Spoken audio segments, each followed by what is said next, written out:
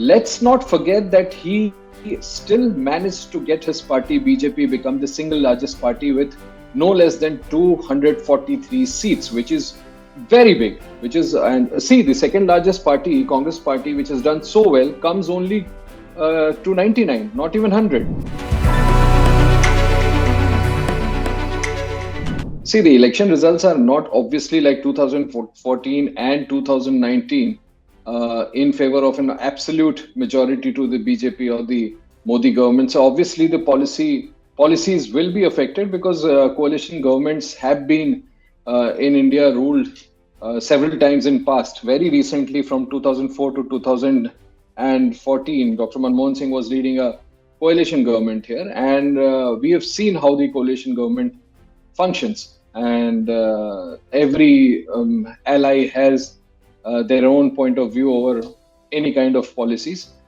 So since last 10 years, Mr. Modi, we saw both of us saw him taking some major decisions in which, because he had complete majority, so there was no concern of any, taking the coalition partners as much on board, though they had coalition partners, but the majority was always with the BJP. But now the things change, and certainly it is going to affect the policy decision making, because in any bigger policy decision, Mr. Modi will have to consult the newer partners who will be very crucial. If they say yes, you go ahead. If they say no, you'll have to rethink or maybe drop your idea. So in that sense, obviously the style of functioning of Modi government will change in the third term, and it may become a little more problematic for Mr. Modi and his government to take bigger decisions now, unless you take the coalition partners on board. Decisions like the demonetization, or the decisions like those of the decision of withdrawing Article 370 from Kashmir, any such decision which is a bigger policy decision, obviously he'll have to rely on the go-ahead being given by the coalition partners, and thereby things will change, and definitely the governance style of Mr. Modi will be impacted. And it will be very interesting for us also to see here how he navigates that. But certainly things are going to change in the style of governance that India has been seeing since last 10 years. See, first of all, we need to keep in mind that both the parties, those whom you just named, the Telugu Desam party of Mr. Chandrababu Naidu or the Janata Dal United of Nitish Kumar, are pre-poll alliance of Mr. Modi, of BJP. This is not happening after the elections. So an element of comfort is already there. But yes, of course, we clearly understand that Mr. Modi will have to now adapt to the newer reality. Something that, since his days of Gujarat till day before yesterday, he had enjoyed full majority throughout. He has never seen any days of this kind, which from here on starts for him.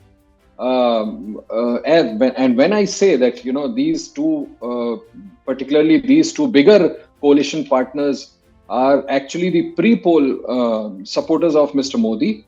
However, they have their own demands, and as we learned from sources that Telugu Desam party wants special status for their state, Andhra Pradesh. Nitish Kumar has insisted that he will like to see special status being given to his state, Bihar, and obviously his own ambition, which was being largely talked about, that he wanted to become the prime minister. I don't know what assurance he has got. Since last 2 days, he has been meeting the home minister, and he also met the prime minister, wherein the speculations started coming in that he was offered the post of deputy prime minister, and his son in turn may be made the chief minister, as we call, in the state of Bihar. What has transpired, it is still to come out. But what is more interesting is, as I talked to you just about 5 minutes back, despite all these speculations or rumors, Mr. Nitish Kumar and Mr. Chandrababu Naidu both were present in the larger NDA meeting that just concluded, in which they passed a unanimous resolution declaring Mr. Modi as the coalition's leader, thereby accepting him as the Prime Minister for the third term. So that makes things a little more easier for Mr. Modi, because it was being speculated that if these two does not come out, openly in support of Mr. Modi, or if they show some dilly-dallying in favor of India alliance, the opposition alliance, then things may become difficult for Mr. Modi. I think the first challenge has been crossed, has been met, and as I said in response to the first question, I think it will be now upon Mr. Modi to see how he navigates, and out of these demands that I just told you, which are the demands those Mr. Modi is going to actually accept. But in the coalition government, as I told you, there has to be some give and take that needs to be done. We cannot forget that Mr. Modi is about 30 seats less than the majority numbers that he had, maybe he was expecting to achieve himself. So that makes things a little more easier for him. That, as I told you just about 5-10 minutes back, he has been accepted as the unanimous leader, and he will take oath as the next Prime Minister for the third time on 8th of June. See, the organizational reshuffle, obviously something will happen. The heads will start rolling. And I just saw some hours back, one of the bigger states in India, which is called the economic financial capital of India, Mumbai, the state of Maharashtra, the deputy chief minister, their very prominent BJP leader, Mr. Devendra Fadnavis, offered to resign from his post. So obviously there are changes, organizational changes that they'll have to do, and they will certainly do, because their top leaders have already said that BJP will assess the reasons behind the loss. But of course, Mr. Modi, as I told you earlier, is not used to, till now, was never used to running any coalition government. He had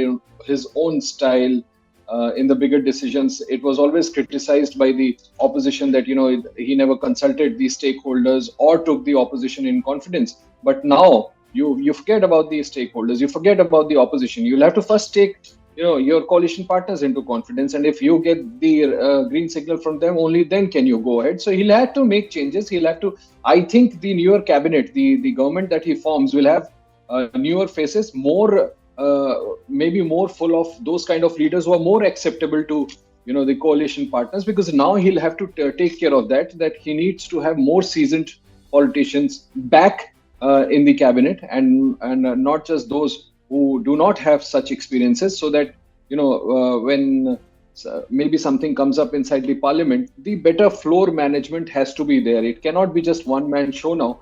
So definitely, yes, to answer your question, I think BJP will have to, and they will certainly make a lot of changes, and you'll see that happening in very near future in organization as well as in the government. See, Mr. Modi in the last 10 years, he has largely focused on, as what he puts, Sabka Saath, Sabka Vikas, the pro-poor policies and agenda of his government. And while in build-up to the elections this time, he was, for several interviews that he gave, he always mentioned that he has already started preparing for the next 125 days. So he has his agenda clear. Let's not forget that he still managed to get his party, BJP, become the single largest party with no less than 243 seats, which is very big. And see, the second largest party, Congress party, which has done so well, comes only to 99, not even 100. So they fall far, far behind from the BJP. So we cannot say that, Mr. Modi has totally weakened. Yes, it's a big setback for BJP. It's a big setback personally for Prime Minister Modi, because he was hoping to least cross the 272 marks. As you said, when they had started saying 400 par, after some days they started saying least 370. And Prime Minister always argued that, even in his last term, NDA plus NDA and those supporting the NDA government was always crossing 400, were always more than 400. So it's a political setback, definitely. But as I said, let's not forget that he still has managed to get 243 and make BJP the single largest party, which is not an easy thing to do in a country which is actually as big as, people. I often tell my friends that it's not a country, it's a continent. It's so huge. To manage 243 seats is not a small feat that he has achieved. And I think he has his agenda cut out. He'll have to only take the coalition partners into confidence, and I think it can all easily fall very convenient for him if those two or three demands for the parties like TDP and JDU he considers and give it to them. Otherwise, they will obviously, try and make things difficult for him. But I am sure he has good fleet of leaders like Mr. Piyush Goyal and some of the other, Mr. Amit Shah, some of the other bigger leaders who will definitely know how to navigate and how to deal with the opposition and the coalition partners and make things. Let's see how they deal with the coalition partners. But as I said, he least has 243, and any other party does not even come close to him halfway. See, this is going to have a very huge impact, because so far the opposition was completely kind of broken, was shrinking, and in these elections also, as the exit poll had shown, and speculations before the exit poll figures had come, was that it looks like Mr. Modi will again come, say, around more than 300, and NDA may cross 350 or so. But the kind of resounding comeback that the opposition has made, in particular the leading principal opposition party, Congress, and in the biggest state, Uttar Pradesh, the way Samajwadi Party, Mr. Akhilesh Yadav led Samajwadi Party has performed, the way Mamata Banerjee in West Bengal has been able to contain the BJP and some of the other stronger allies in the state of Maharashtra, the way NCP, Mr. Sharad Pawar's NCP, Mr. Uddhav Thackeray's Shiv Sena, Uddhav Balasaheb Thackeray has performed, and also Congress, it is definitely going to have a very deep impact on the opposition politics, and it certainly obviously helps the cause of opposition inside the parliament, as I said, which was acutely shrinking and had very less say in the policy making inside the parliament when one after the other acts were being passed, and unless they fall in line, they were not even needed. And we also saw, you must have read, how number of member of parliaments were suspended from the both the houses of parliament, Lok Sabha or Raj Sabha. One more thing I think, which is definitely going to happen after this kind of coming back of the opposition, is that we are now going to witness elections, assembly elections. As you say, they're provincial elections. We call it assembly elections. One after the assembly. There are so many assembly elections now going to happen in coming months and years. With this kind of coming back of the opposition, it looks for now at least certain that opposition may start getting its space back and may start winning states after these states. So in that sense, BJP may face tougher times, may face times when the opposition parties, as I told you, Samajwadi Party, Congress, Mamata Banerjee's Trinamool Congress, or Shiv Sena, UBT, or NCP, these parties may start challenging more aggressively BJP in the states, and they may start coming back, grabbing powers in the state, which will obviously have bigger impact on the national politics, with opposition parties taking over more and more states, and thereby the say of the brutal say of BJP will definitely get reduced. No, of course, obviously now, since the numbers are there to speak for themselves, obviously the central government will have to take the opposition ruled states also more in confidence now. They cannot just bypass its federal structure after all. With complete majority for the last two terms, yes, many a times we saw a very acute kind of tussle between several opposition ruled states and the center, the BJP, but with, of course, a stronger opposition inside the parliament, the Modi government will obviously know that the way you act with the opposition in the parliament, the same way they will act with the opposition in this state. And in this state, most of the state, the opposition will be BJP or one of their allies. So obviously the say increases of the opposition, and in most of the decisions, Mr. Modi will have to factor in and will have to take those opposition states into confidence, and maybe more interactions with the opposition states, maybe more committees will be formed whenever bigger decisions are to be taken. And of course, with the reduced number of a member of parliament inside the parliament, he will thereby there will be a lot of times when he will, with the crucial bills or the acts to be passed inside the house, he may need the support from the opposition parties also, and that can only happen if you also reach out to them in these states. So I think there will be more accommodation seen in the coming months and years, and thereby, in response to the initial question, as I had mentioned, that the say of the opposition parties in coming months and years will increase, certainly. See, I am personally, I am a votary of India-Pakistan good ties, and Mr. Modi, I give due credit to him. He was the person, when he took charge in 2014, he had invited the Pakistani Prime Minister to his oath ceremony. He went to Lahore to meet Mr. Nawaz Sharif, and thereafter he had sent Mrs. Sushma Swaraj, late Mrs. Sushma Swaraj, to Nepal, wherein, if you recollect, comprehensive bilateral dialogue was started. In place of, the terminology was changed from composite dialogue to comprehensive bilateral dialogue. So there were efforts made by India. There were terror attacks which derailed everything. And however, despite all these difficulties, both the armies of India and Pakistan still adhere to the ceasefire agreement.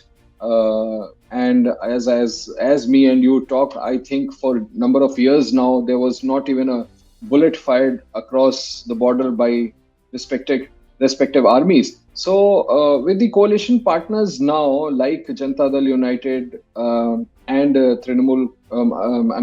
TDP, I think, and of course the opposition building pressure on the government inside the parliament over the foreign policy issues, there could be a second thought. But so far as Mr. Modi is concerned, the line taken by the government of India, because the same party and the same government continues. As I told you, 8th of June, he takes oath. So the line of the government of India was absolutely clear that, terror and talks cannot go together. So I believe that continues. India would still want to see Pakistan taking some credible and visible action against the India-specific terror groups. However, having said that, yes, of course, in the changed scenario, and with the newer partners who have been votaries of India-Pakistan cordial relations in past, when they had worked with BJP in past in the sense during the Atal Bihari Vajpayee government, and thereafter during the Manmohan Singh government, there could be a rethink. But I would not like to second guess it now. Let's see how it develops. But yes, there could be some change, there could be some softening, there could be some rethinking to start, dialogue with Pakistan afresh.